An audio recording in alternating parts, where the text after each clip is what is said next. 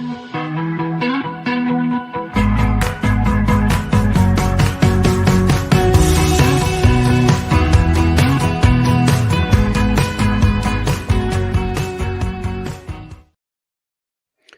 and welcome to Nolan Financial Radio. My name is Chris McKinney from Nolan Financial Partners. If you like more information about what you hear during our show today, give us a call at 719-210-4242 or visit us online at our website, nolanfinancialpartners.com.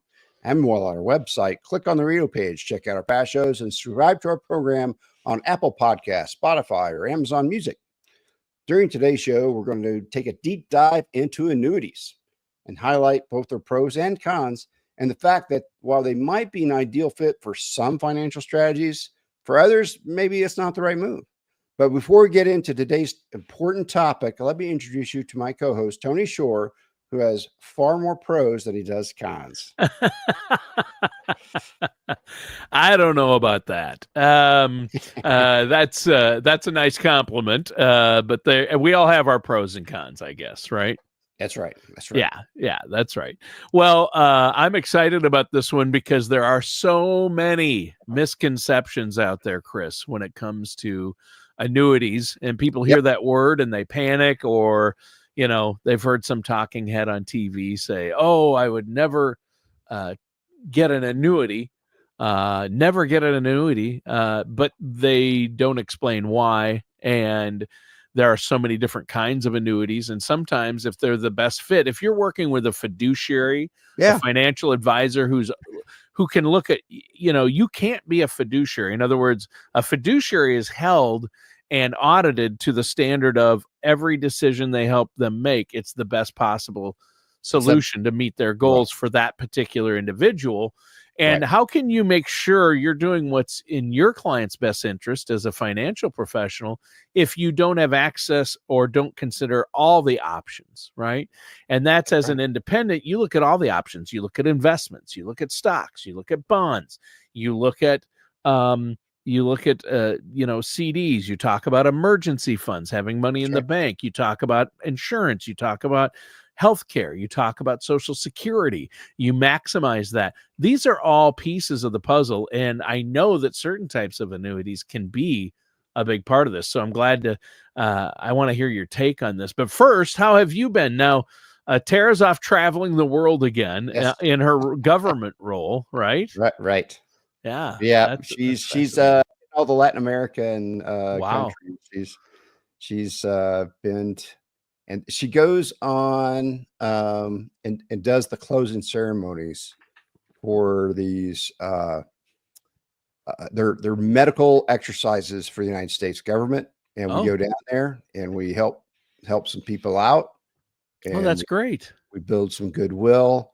It's interesting that you know, and we've kind of condensed some of our defensive activities recently that we're still doing this. And so there's at least 2 more on the books that I know about. But yeah, so it's really interesting that they go down there and do that. She's really proud of the people she gets to work with down there. Yeah. So it's really cool. That is really cool.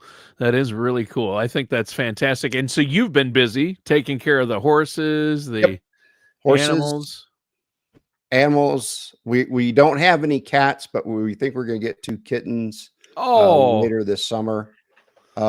I think I'm going to miss the birds once we get the cats again, but wait a minute. You're going to miss the birds once the cats eat the birds. Is that what you're saying? So we usually have, you know, the magpies and the grackles and the big birds all the time, but there's these little ground birds that we have this year that we haven't had in a long time.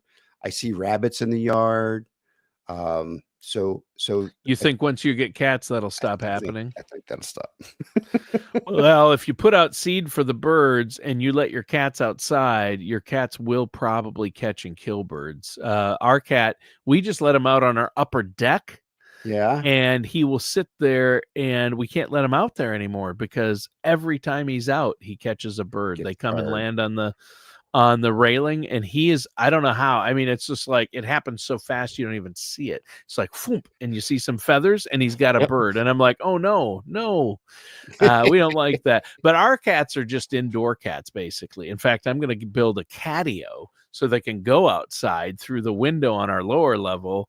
And nice. it's a big screen. It's like a screened-in porch, basically, for the cats. Yeah, nice. yeah. So they can save be the birds, outside. but they can go outside. Yes, exactly. So you're going to let your cats outside. So the reason we have a barn. Yes. When So you're you going to have have barn cats. You have barn mice.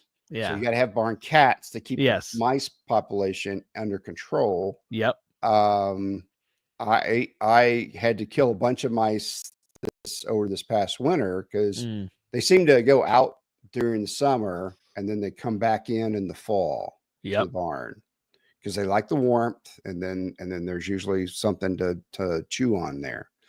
And so I killed about 30 mice this past winter. And so I don't like doing that. Yeah. I don't mind my cat. You have a real mouse problem there. Yeah. Well, I mean, yeah. You have barn and you're feeding horses, so you have stuff that smells good and is sweet. Yeah. And once some mice get established, they have lots of babies. Yep. They're good at making babies. They are. Mice and rabbits. Wow. They really do. Yeah. Well, we have the jackrabbits here, so the cat can't get the big ones, but they go get the babies out of the holes. Yeah. Which is sad. So yeah. Stop yeah. That's tough. Well, I'm glad you're getting cats. We have 3 cats and a dog, and we love it. We love our cats and our dogs. So, well, let's talk about annuities. Let's jump back into the topic du jour. So, I know you've mentioned this on previous shows, but annuities are a hot topic. You hear about them in the news. You hear people talking about them. So where do you want to begin? So first thing I want to talk about what kind of the different ways they come. So there are 2 different main categories. One's called immediate and one's called deferred. I've never sold an immediate. I don't believe in immediate annuities. I like deferred annuities. Well, what does deferred mean? Well, deferred means I put money in now, and any growth that happens on the accumulation of that, I don't have to pay taxes on. I don't, and I can leave that money in there. I don't have to start taking that money right away. I can wait.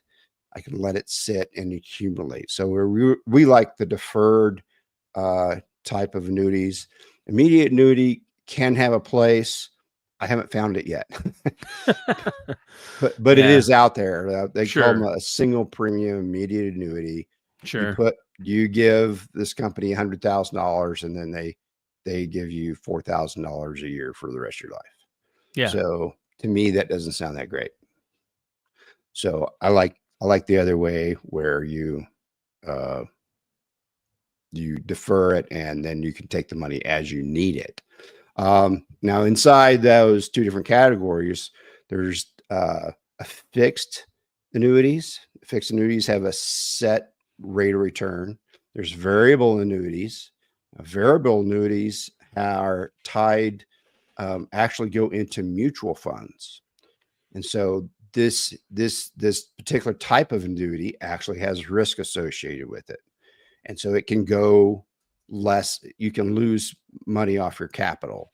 So that's a variable annuity. So it can go up with the market, or it can go down with the market. That's the variability part. And then there's indexed annuities. So index annuities can't go down. They only go up.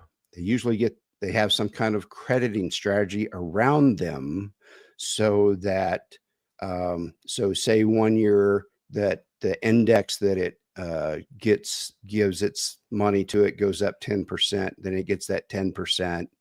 And so that's how much it grows.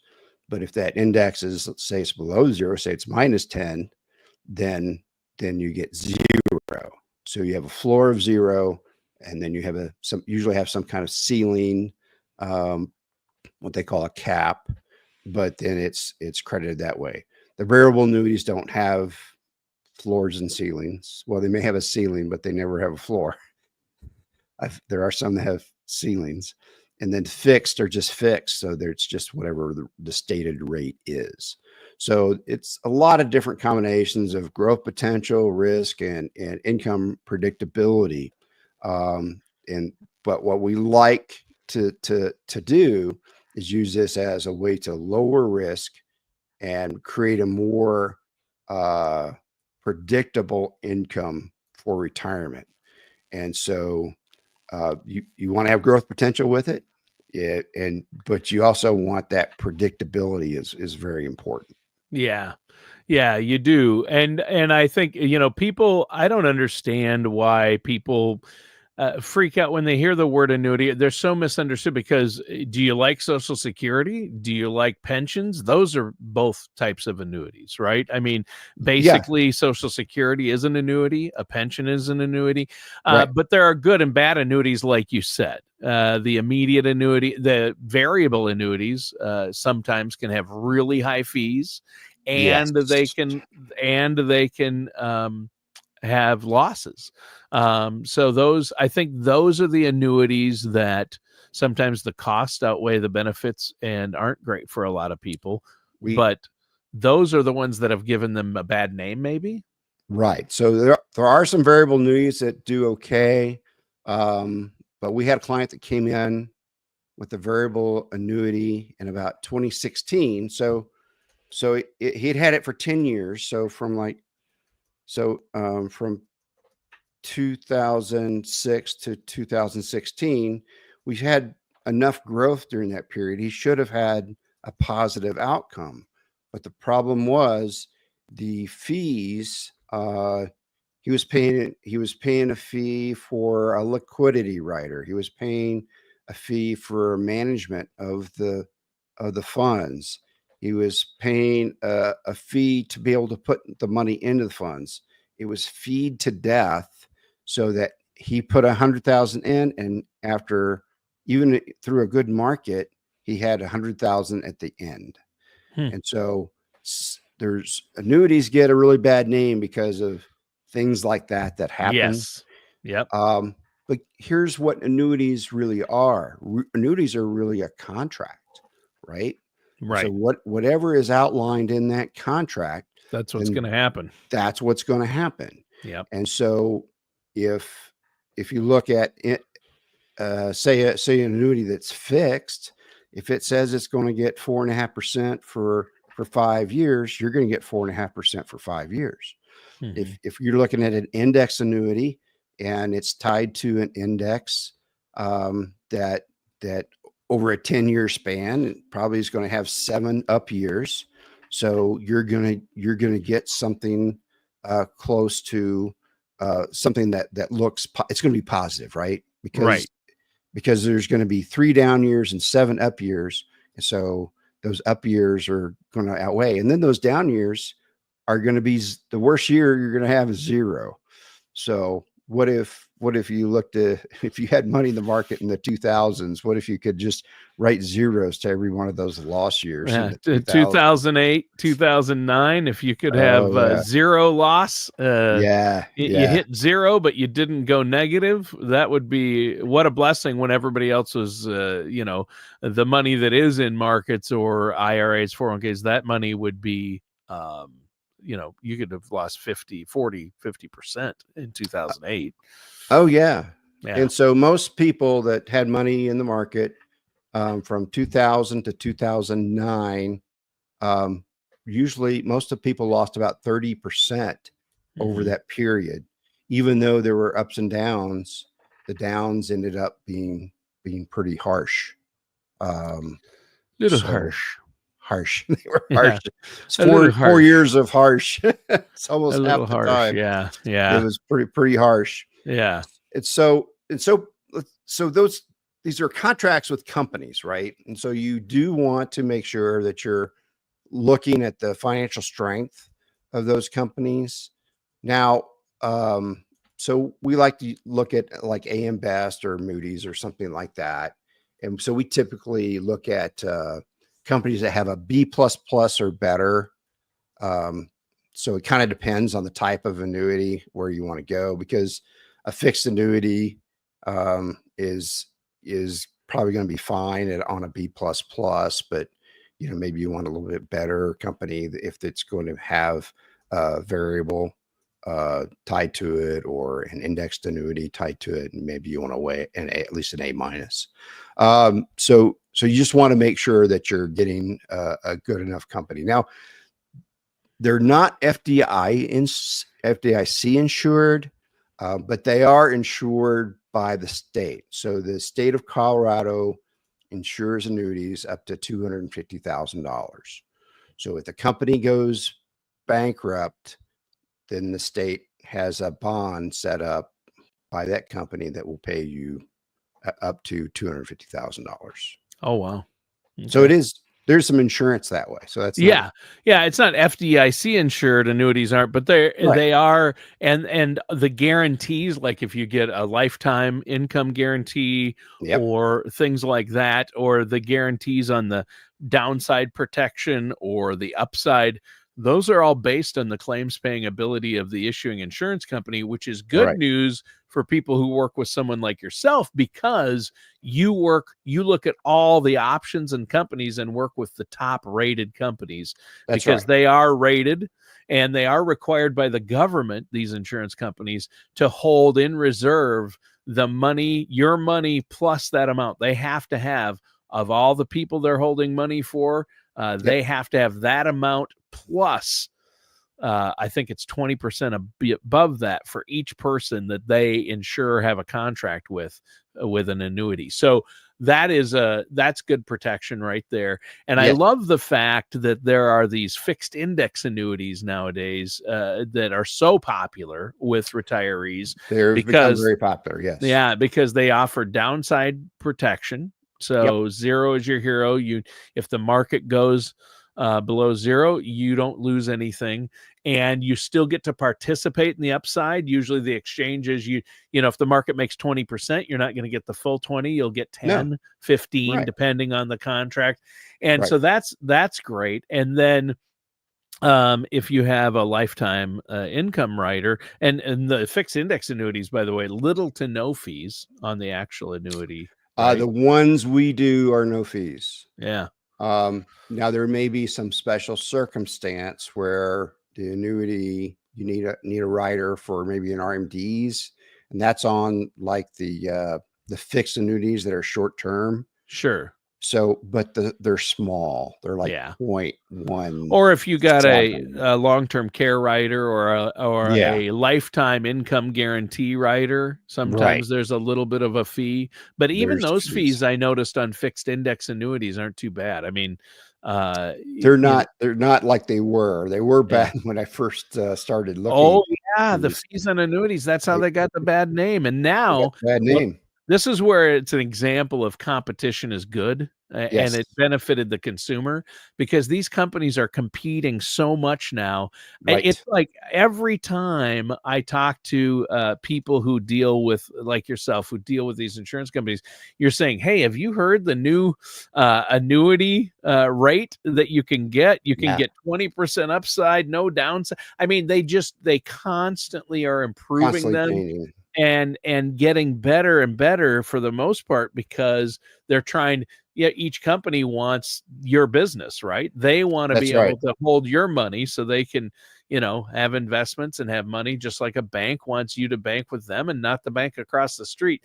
So that's why you get competitive rates, and it's really gotten competitive. It's gotten very competitive, especially this year because of the chaotic market. People are looking at it. Yep. And then some of these companies are raising their interest rates and that they pay out, and raising their highest level that they pay, and others are lowering their level because some of it just depends on the company. And it's really interesting that they're going opposite directions. Some of them are just going opposite directions. Usually they all move together in the same direction, but not this year. It depends on how they do their underlying investing and how safe they feel they are. Yeah. And so the companies that feel like they're safe are raising their rates. And so we just saw increased rate last week on one of our companies that we use, a really big company. And so we've got, I think we got 3 clients lined up to purchase those. So wow. They're kind of happy that hey, it went up. Okay, yeah, let's taking move. advantage, right? I've got all this money and sitting in this money market I'm paying taxes on. Why don't we move it somewhere where I don't have to pay taxes on that money? Nice, right? So they're making lots of money. So people are making lots of money in high interest yield in savings accounts, and CDs, and money markets, but they're also paying the taxes on all that growth.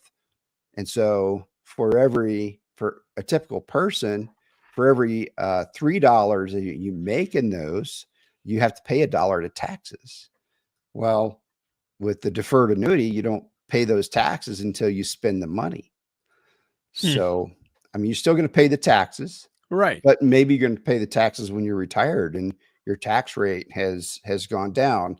I read a statistic recently that the what is it called? The interest, not the interest rate, the percentage that people pay on their money in taxes is less than 10% for people in retirement, because of the way people are starting to have their money now in these tax advantage places. Sure. They're controlling their taxes, and annuity is a great place to control those taxes. Yeah. So it's really good. So there is oversight from the state. Annuities are regulated by the SEC and FINRA, but also the states. And so life licenses are issued by the state. If you have a variable annuity, then the SEC gets involved. You have to have security license, those kinds of things.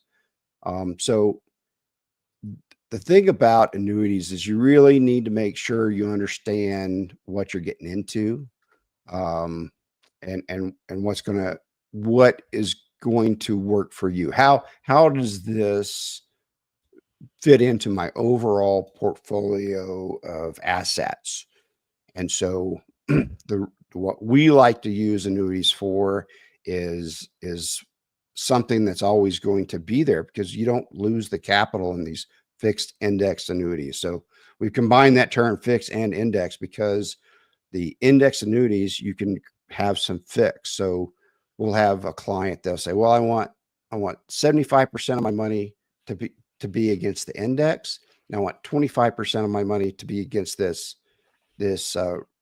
high interest rate, because interest rates are high on the fixed side. Let's put some in there too, so that you can have a combo fixed and indexed plan there, so that you get some money every year, even if the indexes are down. So that's great, and it's helpful to understand these different types of annuities and how they work. Yep. And it can get confusing, but some people can get into an annuity that isn't right for them. And maybe listeners out there that are concerned about where they're at overall financially, or where their investments are at, or maybe they have an insurance policy or an annuity, and they're like, is this right for me? You can run a report and do an analysis of their annuity and say, hey, here's where this is at. Here's what this is going to do. You can look at it and say, is this going to be in your best interest long term to meet your goals, and help them? Some people, again, they're overinsured, they're underinsured, or they have their assets in the wrong location to meet their goals, right? Right. That's right. And so it depends on your goals, and yeah, how this fits in, and then how it fits in with your other assets, so that it creates a stability along with a growth profile for your money throughout your retirement. So retirements are lasting 30 years, right? So if you're going to be around for 30 years, you need a growth aspect to your assets. But you also need that stability, because you're drawing on them on a consistent basis. you're drawing them out to pay for your monthly expenses. You're drawing them out to pay for your whatever kind of fun you want to do. So as you pull this money out, you need that stability, because you don't want to be pulling money out of the market after like a 2008 collapse where we lost 37% in the matter of a month.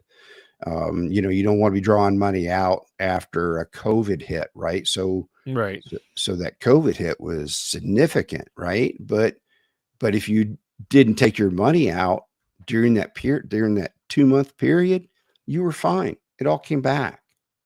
But if you took it out, you hit the worst time in the market, and you hurt your capital for future growth. And so something that's stable, like an annuity, can help you weather those times when the market is beating up your red money, what we call red money. Yeah. And so you're right. I mean, if the market has a down year like 2022, right? Yeah. And all your money is in, your 401k, your IRA or stock market, it's all in the market. Yeah. And the market in 2022, bonds and stocks way down, right? Yeah. And you're in retirement and need to pull $80,000 a year out of that for retirement income. If all your money is there, you're going to be pulling money out when the market's down, and that's going to cut into how long your money is going to last. It's going to drastically reduce your retirement funds. So you want to balance. What I hear you saying is what an annuity does is it gives you a balance, because it can provide monthly income that isn't affected by market downturns. So you pull from there during that year, and then pull more out later from the market when in an up year. Yeah, we had a number of clients. We had one pair of clients, Ben and Lisa, and they stopped pulling from their market assets, and they pulled from their other more stable assets, which included annuity-like devices. Yep. And so then they did not lose all that capital in the market. And then when the market came back, wow, 2023 was great. So because they were able to not pull, they extended how long those market assets were going to work for them, right? So it's about extending the market assets and about underlaying, your whatever assets you have, working with those so that you can have the most fun in retirement and never run out of money. Yeah. That's the goal here, is to never run out of money in retirement and make it last as long as you do. So if our listeners want to do this, how can they do it? So they can give me a call. We've got some complimentary consultations set up. Give us a call at 719-210-4242. Check us out at nolanfinancialpartners.com. We will help you assess if you have an annuity, help you assess if it's the right one for you, if it's still going to work for you, if it still meets your target, right? So there's goals around annuities, and sometimes it changes, and so then you can do a rollover and keep that tax deferral going. So give us a call, 719-210-4242. Visit us online at nolanfinancialpartners.com. All right. And that does it for today's episode of Nolan Financial Radio with our host, Chris McKinney. Thanks for listening, and we'll talk to you again soon.